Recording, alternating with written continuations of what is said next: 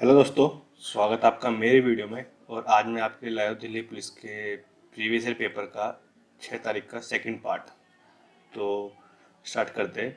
और video start करने से पहले मैं आपको बताना चाहूँगा कि मेरी नेक्स्ट वीडियो में मैं कुछ अनाउंसमेंट करने वाला हूँ। तो अगर आपने चैनल को सब्सक्राइब नहीं करा तो चैनल को सब्सक्राइब कर लो ताकि आपको नेक्स्ट वीडियो की आपकी नोटिफिकेशन मिल सके, और साथ में घंटी जरूर दबा लेना। तो वीडियो स्टार्ट करते हैं। अब क्वेश्चन नंबर 194, इसमें कहा गया है कि एक एक रिटेलर है जो कि पैसे जमा करता है। तो उसमें जो रेट ऑफ इंटरेस्ट है पहले 3 साल के लिए 6% का है, फिर अगले 3 साल के लिए 9% का है, और फिर उसके बाद 10% का है। तो बेसिकली स्कीम है ललचाने वाली कि आप धीरे धीरे ज़्यादा टाइम तक पैसे रखोगे तो आपको इंटरेस्ट ज़्यादा मिलेगा। तो इसमें अब इसने कहा है कि उसने 9 साल तक पैसे जमा करा और उसे उसके पैसे मिले 1650। तो 1650 रुपये मिले। तो ये बताना है कि हम उसने कितना पैसा जमा किया था, मतलब प्रिंसिपल निकालना है। तो इसमें देखना, सपोज करो अगर मैं प्रिंसिपल 100 मान लेता हूँ अभी के लिए कि 100 रुपये जमा किए थे उसने, तो पहले 3 साल में उसे कितने मिले 6% के हिसाब से। तो इंटू 3 तो 18। फिर अगले 3 साल के लिए कितने मिले 9 गुना 3 जो कि हो गया 27। और फिर अगले 3 साल के लिए कितने मिले 10%, तो ये हो गया 30। तो बेसिकली ये है कि अगर हमारा प्रिंसिपल 100 रुपये है तो इंटरेस्ट ये आएगा निकल के। अगर मैं इसे प्लस करूँ तो ये हो गया मेरा कितना, ये 57 और 18 हो गया मेरा 75। तो मुझे पता चल गया कि अगर मैं 75, ये मेरा जो इंटरेस्ट आ गया वो 100 रुपये पे 75 रुपये इंटरेस्ट आ गया। मतलब कि अगर 75 की वैल्यू मेरी कितनी है 1650, तो मेरी 100 पे वैल्यू कितनी होगी। तो इस तरह से ये 3/4। तो मैं अगर इसकी वैल्यू निकालना चाहूँ तो 1650 डिवाइड बाई 3 इंटू 4। अगर मैं इसे डिवाइड करूँ तो ये आएगा 5500 इंटू 4 जो कि हो गया 2200। ये रहा आंसर 2200 इस तरह से। तो अब आगे चलते हैं।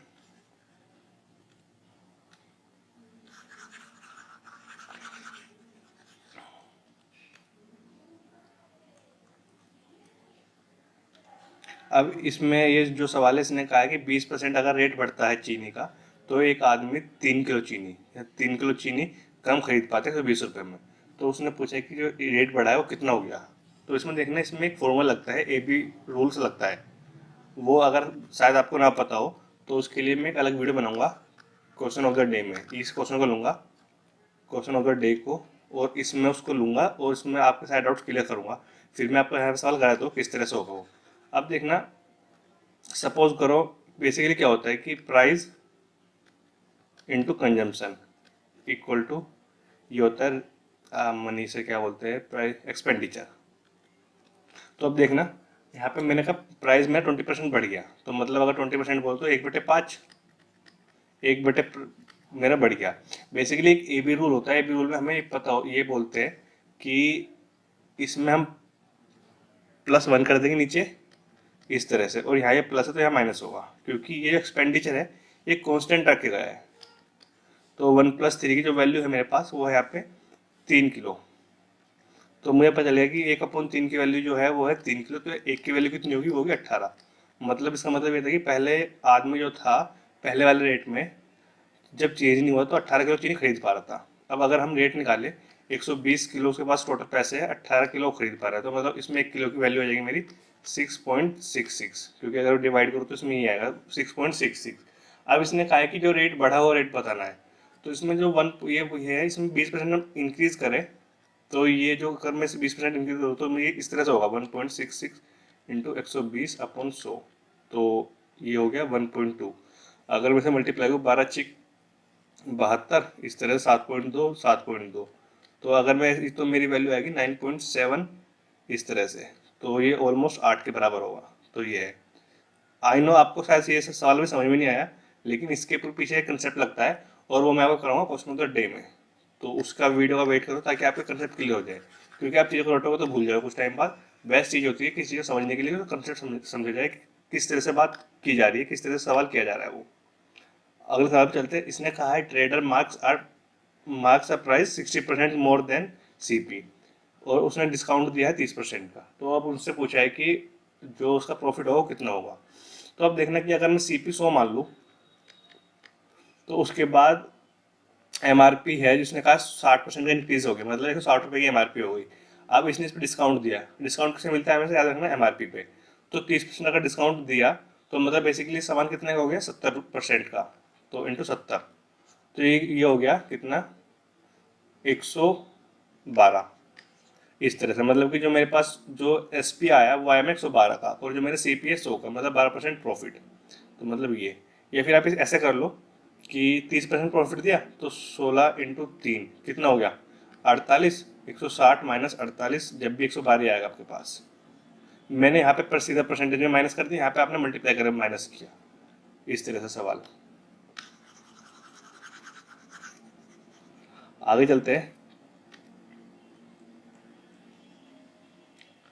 अब इसमें बात करते हैं, एक ट्रायंगल है जिसका पेरीमीटर है 40, एक साइड उसकी 11 है और उसकी जो दूसरी साइड है, दोनों डिफरेंस है 3, और हमने पूछा कि एरिया पूछा है क्या हुआ। अब देखना पेरीमीटर मतलब क्या होता है, सपोज करो अगर मैं ट्रायंगल बनाता हूँ, पेरीमीटर क्या होता है, ये तीनों साइड का सम, मतलब बाउंड्री का सम। तो 40 इक्वल टू 11, एक मेरे पास ये वन है, ये मैं सपोज करो ये 11 है, ये x है, तो ये x+3 है, तो कितना हो गया, x+3 + x, तो मतलब ये हो जाएगा मेरा 26 इक्वल टू एक्स। एक्स की वैल्यू मेरी यहाँ से आ गई 13, तो मेरी एक वैल्यू 11 हो गई, एक 13 हो गई, एक हो गई 16। अब इसमें तरीका क्या है कि ये कोई राइट एंगल ट्रायंगल है नहीं, उसका एक जो तरीका है निकालने का वो होता है ये, एक साइड मेरी कितनी है, एक साइड है मेरी 11, एक है मेरी 13, एक है मेरी 16, तो ये ट्रिपलेट तो है नहीं, तो इसमें एक सिंपल तरीका जो होता है हीरोन्स फार्मूला। अब हीरोन्स फार्मूला में क्या बोलता है, वो बोलता है एस, S+S-A, S-B और S-C। अब इसमें जो S होता है, S होता है सेमी पेरीमीटर, तो पेरीमीटर कितना था हमारा 40, तो सेमी पेरीमीटर कितना होगा 20, तो इस मल्टीप्लाई कर लेते हैं, 20, 20 माइनस 11 जो कि हो गया 9, 20 माइनस 13 जो कि हो गया 7, और ऐसे 20 माइनस 16 जो कि हो गया 4। तो इस तरह से निकलेगा आगे वैल्यू हमारी 20, 9, 7 और 4। अब देखना तीन, ये तीन के, ये तीन, ये अगर से बाहर निकालो 3 बन जाएगा, तो ये 2 बन जाएगा, और ये अगर काटो तो इस तरह से बन जाएगा, ये 5 × 75, और ये यहाँ पे हो गया 2 × 3, और ये बाहर निकल जाएगा, तो ये हो गया ये, तो ये कितना हो गया 12, और ये 5 और 7 ये हो गया 35। तो इसका जो हमारा एरिया निकल का आया वो आया 12√35, मतलब जो ऑलमोस्ट है वार्षिक 72 का, मतलब 71 के आसपास एरिया निकल के आएगा बेसिक ये। और जो मैंने दे रखा होता है वो दे रखा है हमें इसमें अंडर रूट में, तो बेसिकली ये इसका आंसर 12√35। अब मर्जी आपकी कि वो कैसे पूछ सकता है, वो अगर ऐसे पूछ तो आप ऐसे जवाब दे दो, या फिर अगर वैसे सिंपल पूछ है तो आप 71 के आसपास आपका आंसर हो जाएगा, इस तरह से।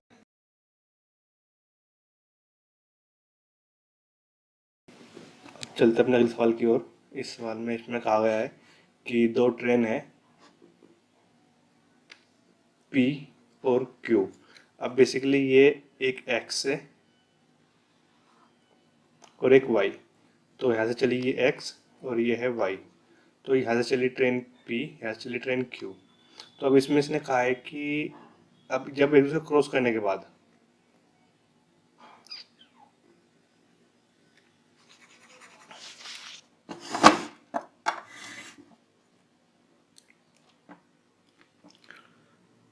अब चलते हैं सवाल की ओर। उसमें कहा गया है to train P and Q start from X and Y, takes train to reach X and Y after they reach meet and speed 54 in this।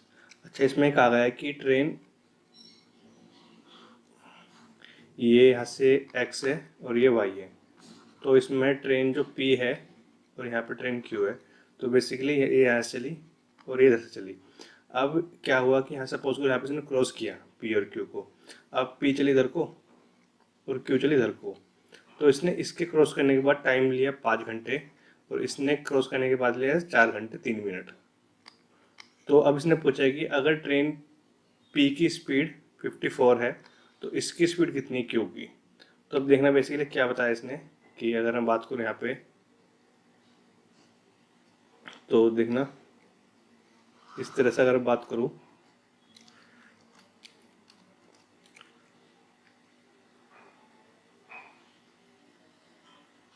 इस तरह से, तो यहाँ पे x, यहाँ पे y, तो यहाँ पे चली p, तो इस तरह से, तो जो p है, p की स्पीड है 54 किलोमीटर और इसने 5 घंटे लिए।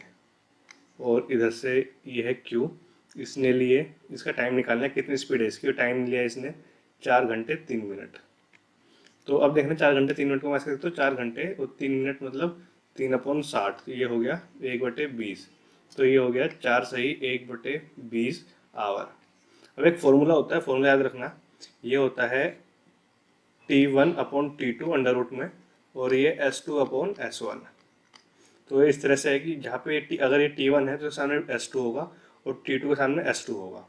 तो यहाँ पे मुझे पता है कि जो मेरा टाइम है यहाँ पे ये है 5 घंटा, और जो यहाँ पे T2 है ये है मेरा 4 सही, ये है मेरा ये 80 और 81/20। तो अब देखना इसमें ऐसे लिख दूँ अंडर रूट 5 81/20, ये 20 ऊपर आ गया, और S1 में दे रखा है और S2 निकालना, तो S1 में दे रखा है 54, ये निकालना है मुझे। तो ये हो गया 100 × 81 अंडर रूट में, तो जो कि हो गया 10/9, और S निकालना है मुझे S2, और S1 हो गया यहाँ पे 54, तो अगर काटूँ तो ये हो गया 6, तो मतलब S2 की वैल्यू मेरी आ गई 60। तो S2 की वैल्यू जो मेरी है वो है 60। ये रहा ऑप्शन नंबर फर्स्ट, इस तरह से। अगला सवाल देखना,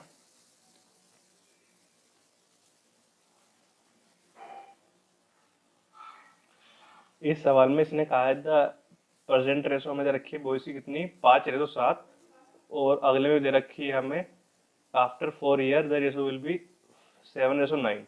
तो इसमें देखना, और इसने कहा है कि आज से 14 साल बाद इनकी जो एज होगी वो कितनी होने वाली है, वो रेशो में पूछी है। तो अब देखना इसमें कुछ मत करना, सपोज करो आज परसेंटेज कितनी है 5 और 7, और यहाँ पे इसे x मान लेते हैं, +4 और यहाँ पे 7/9। अगर ये सोल्व करो तो ये हो गया ये इस तरह से हो गया मेरा 45x + 36 = 49x + 28। तो ये इधर आ गया और ये इधर आ जाएगा, तो यहाँ पे वो कितना हो गया, ये हो गया 8 = 4x। तो x की वैल्यू मेरी आ गई 2, मतलब कि जो इनकी प्रेजेंट एज है वो है, एक की 10 साल है और एक की है 14 साल। अब दोनों में 14 ऐड कर दो, क्योंकि इसने पूछा है 14 साल बाद। जब इसने 14 साल बाद पूछा है तो दोनों में 14 ऐड कर दो, ऐड करने के बाद ये कितनी हो गई 24, और ये हो गई 28, मतलब ये हो गई 6:7, जो कि हमारा आंसर नंबर 4, इस तरह से। अब आगे चलते हैं, लास्ट सवाल आज का ये है ये।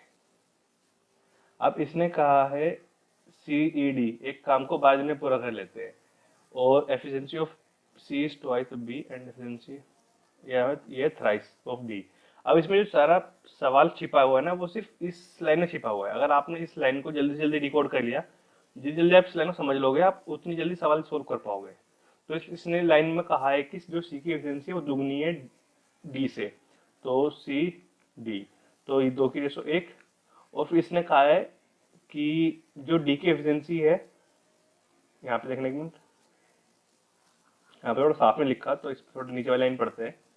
और इसने कहा है कि जो E की क्षमता है वो D से 3 गुना है, तो जो E की क्षमता है वो D से 3 गुना है, अगर इसकी 1 है तो इसकी 3 हो गई, तो ये हमारी ये निकल के आ गई हमारी एफिशिएंसी। और इन्होंने कहा कि तीनों मिलकर 12 दिन में काम पूरा कर लेते हैं। अगर हम तीनों की एफिशिएंसी प्लस कर दे तो एक दिन का काम आ गया हमारा 6, और टोटल काम कितना आ गया 12 × 6, जो कि हो गया 72। अब इसने कहा है कि ई अकेला कितने दिन में काम पूरा करेगा। ई की एफिशिएंसी कितनी है 3, तो डिवाइड बाय 3, तो आएगा टोटल नंबर ऑफ डेज, तो ये आ गए कितने 24। ये ऑप्शन नंबर फर्स्ट, इस तरह से। तो आज की वीडियो में इतना ही। उम्मीद है आपको वीडियो पसंद आई होगी, और आगे की जो मेरी वीडियो आएगी अगले वाली, वो मैं दिल्ली पुलिस के बारे में अनाउंसमेंट करने वाला हूँ। तो आप इस वीडियो को लाइक कर दो और चैनल को सब्सक्राइब कर दो, ताकि आपको अगली वीडियो की नोटिफिकेशन मिल सके। तो आज की वीडियो में इतना ही। थैंक यू दोस्तों।